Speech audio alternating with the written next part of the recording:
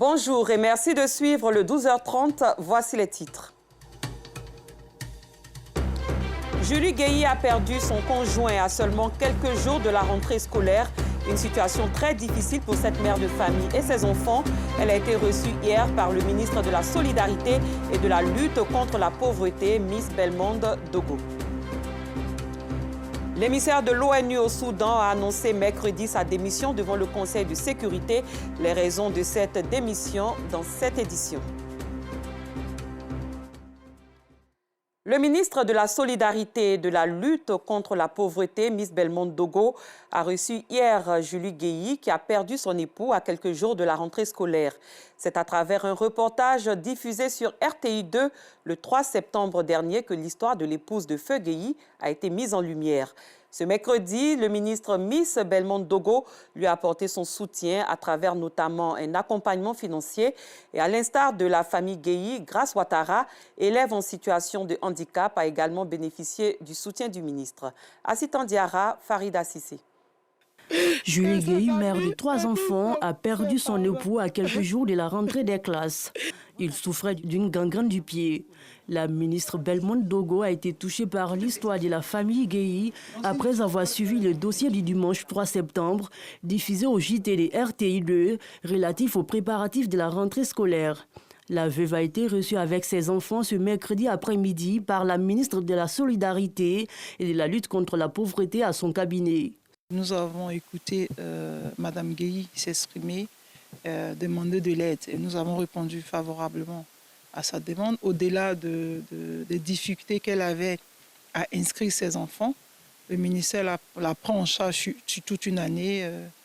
Elle sera logée sur 1 an. Elle vient de recevoir 500 000 francs pour une activité génératrice de revenus.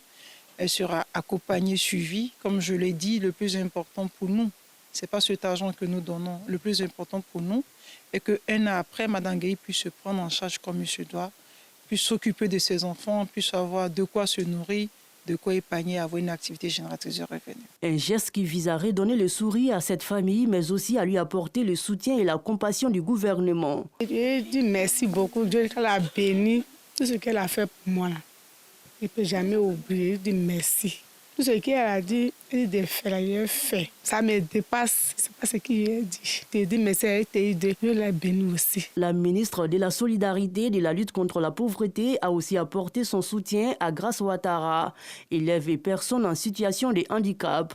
Elle avait suscité l'intérêt des internautes après une vidéo la montrant en train de tresser malgré son handicap. Je veux dire merci à maman pour tout ce qu'elle fait pour ma famille et moi. La famille Guéhi et Grace Ouattara repartent le cœur en paix, témoignant leur infinie reconnaissance au gouvernement.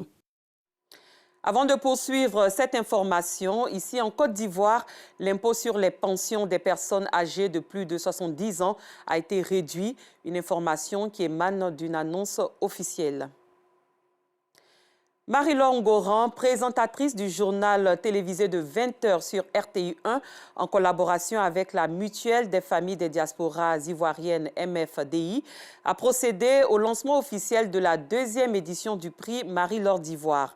Une rencontre prévue le 28 novembre prochain à Bruxelles. Ce prix vise à valoriser le leadership des compatriotes ivoiriens dans différents domaines de compétences à l'extérieur du pays. Yacouba Koulibaly, assistant Diarra. Mettre en lumière les potentialités économiques, humaines, culturelles qui rehaussent l'image de la Côte d'Ivoire à l'extérieur. C'est l'objectif visé par Marie-Laure d'Ivoire en collaboration avec la Mutuelle des familles des diasporas ivoiriennes, MFDI, qui entendent valoriser le leadership des compatriotes ivoiriens brillant dans différents domaines de compétences à l'extérieur de leur pays. C'est l'enjeu au cœur du lancement de la 2e édition du prix Marie-Laure d'Ivoire, prévu dans 2 mois. L'objectif, premièrement, promouvoir notre pays, la Côte d'Ivoire, et reconnaître les talents exceptionnels de nos frères et sœurs de la diaspora. C'est une manière pour nous, l'équipe des Marie-Laure d'Ivoire et ses partenaires, d'encourager ces Ivoiriens de la diaspora afin de pouvoir non seulement booster leurs activités, mais surtout, s'ils ont envie de revenir au pays, parce que c'est aussi l'un des objectifs majeurs, susciter le retour au pays, la Côte d'Ivoire terre d'opportunités. C'est autour de ce thème central que va se tenir la 2e édition des Marie-Laure d'Ivoire. Une initiative appréciée par les participants. Un message particulier, c'est encourager les initiateurs et les initiatrices de ce grand événement qui touche toute la famille de la diaspora et leur dire vraiment bravo. Nous les encourageons à continuer. Le travail qui paye, il n'y a que le travail et l'excellence dans le travail qui paye. Donc il est bon en tant que jeune d'avoir des références, des personnes qui vous motivent dans vos projets. La deuxième édition du prix Marie-Laure d'Ivoire, prévue le 28 novembre 2023, se tiendra à Bruxelles. Rendons-nous à présent à Katiola, dans la région du Hambol, où plusieurs tables bancs ont été offerts à l'EPP Lonankaa. Le reportage est signé Kader Sogodogo. 150 tables bancs pour l'école primaire publique de Lonankaa, quartier de la commune de Katiola, et un kit d'outils informatiques à l'inspection préscolaire et primaire de la dite commune. Un don de l'association Wodawari. Occasion pour les responsables de l'éducation de saluer cette initiative et le directeur de la dite école primaire d'exprimer son soulagement. On avait un véritable problème de banc, les élèves s'asseyaient 4 à 3. Il n'y avait même pas un banc où les élèves s'asseyaient à 2. Vraiment, aujourd'hui, ce don vient sincèrement soulager le personnel enseignant, vient soulager l'Olanka. Pour les donateurs, il s'agit d'apporter leur contribution à la bonne marche de l'école. C'est une manière pour nous, n'est-ce pas, d'apporter notre soutien, n'est-ce pas, aux différentes structures administratives et sociales de la ville de Katiola, sinon du département de Katiola. Donc c'est une manière pour nous de contribuer, n'est-ce pas, au développement, n'est-ce pas, de notre communauté ici à Katiola. Le représentant du préfet de région du Hambol salue cette action et invite d'autres associations à leur emboîter le pas. Depuis sa création en 2001, l'association Wodawari de Katiola organise des cérémonies de dons, des veillées de contes, des compétitions de pétanque et de football. Objectif, contribuer au bien-être des populations. Un peu plus loin de Katiola, la ville de Divo, au sud-ouest de la Côte d'Ivoire, précisément chef-lieu de la région du Lodjibois, était en fête le week-end dernier. Une communion des populations, un concert au stade municipal pour marquer la fin des vacances, mais également célébrer le climat apaisé qui prévaut dans cette commune. Théodore Zouzou, Anissette Konon. Quartier Plateau à Divo, dans le sud-ouest du pays. Il est 21h30. Toute la ville est rassemblée au stade municipal pour faire la fête. Les artistes assurent le spectacle.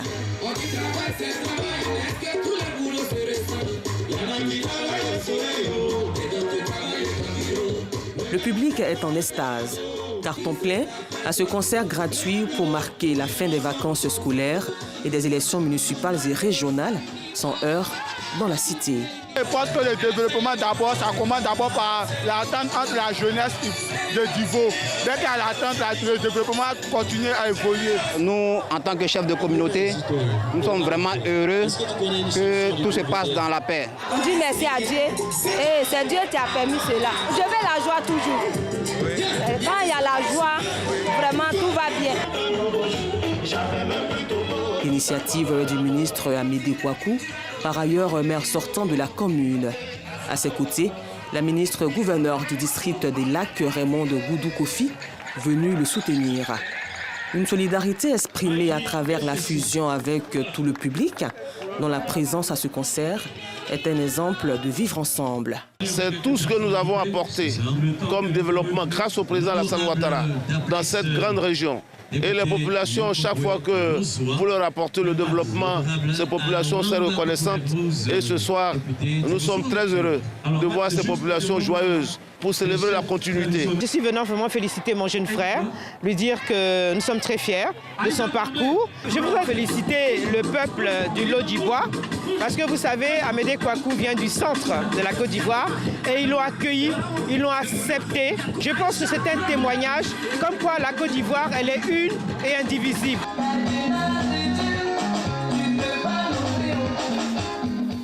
Quelques heures plus tôt, les vainqueurs des différents tournois de football qui ont rythmé les vacances ont été récompensés. Ce tournoi, c'est juste pour consolider le vivre ensemble entre la jeunesse d'Ida et la jeunesse des autres communautés. C'est dès la rentrée scolaire que l'année scolaire commence. Donc véritablement de se concentrer dès le départ. Et je souhaite très bonne rentrée à toute la jeunesse de Divo. Aujourd'hui, les habitants de Divo vivent en bonne intelligence et la cohésion sociale est une réalité.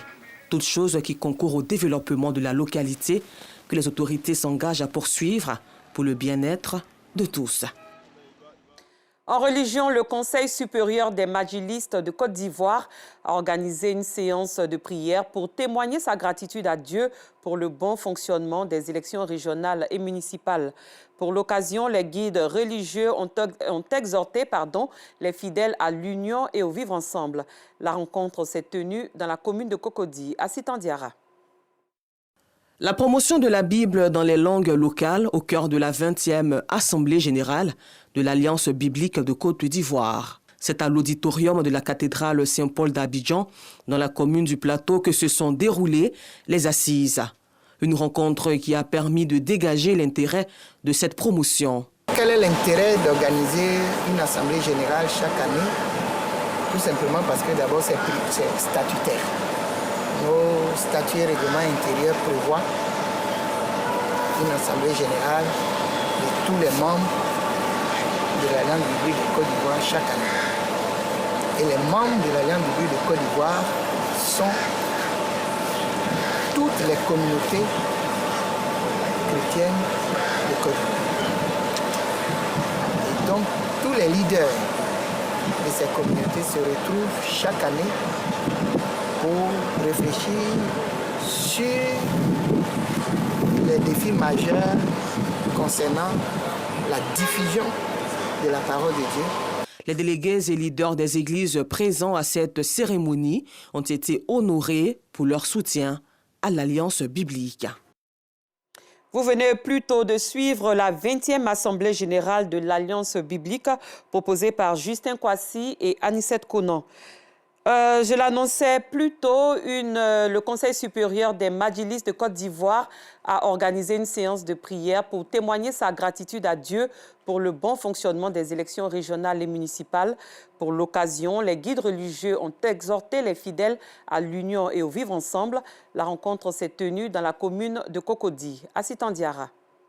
Après le bon déroulement des élections régionales et municipales, le Conseil supérieur des Madjilistes en Côte d'Ivoire, CSMCI, a initié une séance de prière pour exprimer sa gratitude à Dieu, mais surtout inviter les populations et les candidats aux élections sénatoriales à adopter un comportement responsable pour un scrutin apaisé le 16 septembre prochain. On ne veut pas des palabres après les élections. Et nous prions encore, parce que bientôt les sénateurs vont aller voter. Que ça soit la même chose, pas de division chez nous en Côte d'Ivoire. Nous voulons la paix. Quand tu regardes la réalité de la Côte d'Ivoire et le sous-région, tu sais qu'on a un bon président, un homme de paix, un homme de courage. Nous avons fait lecture intégrale du Coran. Les fidèles présents à ce grand rendez-vous de prières et de bénédictions se sont réjouis de l'initiative. C'est des initiatives à encourager parce que notre pays a besoin de paix. Et sans paix, il ne peut pas avoir de stabilité. Et nous-mêmes, c'est à la paix que nous aspirons pour pouvoir mettre en œuvre les différents projets que nous avons. À l'issue de la cérémonie, les guides religieux venus des différentes villes du pays ont exhorté les fidèles à promouvoir et à privilégier la solidarité, la tolérance et le vivre ensemble. À l'étranger, en République démocratique du Congo, l'opposant Jean-Marc Kabound, ancien chef du parti présidentiel, a été condamné hier à 7 ans de prison, plus d'un an après son arrestation pour notamment outrage au chef de l'État, au gouvernement et propagation de faux bruits. Des faits qu'il avait commis lorsqu'il annonçait son départ du camp présidentiel et la création de son propre parti politique. Avec cette condamnation, l'ex-homme incontournable du régime, devenu opposant farouche, ne peut plus se lancer dans la course à l'élection présidentielle du 20 décembre 2023. Loin de la République démocratique du Congo, l'émissaire de l'ONU au Soudan a annoncé mercredi sa démission devant le Conseil de sécurité. L'Allemand Volker Perthes était à Khartoum depuis 2 ans et demi à la tête de la MINUATS créée en juin 2020 pour soutenir la transition démocratique au Soudan après la chute de l'année précédente d'Omar el-Béchir. Dans son premier rapport, il a prévenu sur le risque d'une guerre civile qui peut être empêchée par les actions diplomatiques menées sur le terrain par différentes organisations régionales pour amener à la table des négociations l'armée soudanaise et les forces de soutien rapide. Et pour terminer, à Madagascar, les partis d'opposition ont dénoncé ce qu'ils qualifient de coup d'État institutionnel après que le Premier ministre allié du président Andry Rajoelina ait été nommé à la tête du pays à l'approche de l'élection présidentielle. Cette édition est à son terme. Merci de votre attention. Très bonne suite de programme sur RTI2.